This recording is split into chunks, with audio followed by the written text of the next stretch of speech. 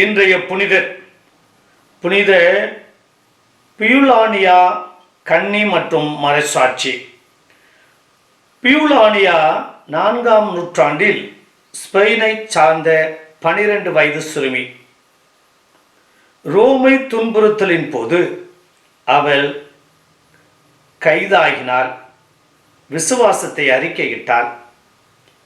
இளமையாக இருந்தாலும் அச்சமற்ற தைரியத்துடன் நீதிபதிகளை எதிர்கொண்டு அவள் நெருப்பு மற்றும் உட்பட சித்திரவாதையை அனுபவித்தாள்.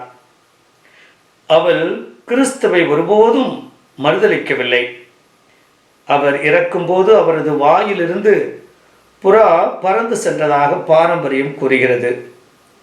அவரது அப்பாவித்தனம் துணிச்சலும் பல கிறிஸ்தவர்களுக்கு உத்வேகம் அளித்தது. அவள் தூய்மை மற்றும் இளமையின் பாதுகாவலியாக மதிக்கப்படுகிறார். அவளுடைய குறுகிய வாழ்வு நற்செய்திக்கு வல்லமையான சாட்சியம் கொடுத்தது. நாமும் இந்த புனிதவதியைப் போல வாழ இணைந்து ஜெபிப்போம்.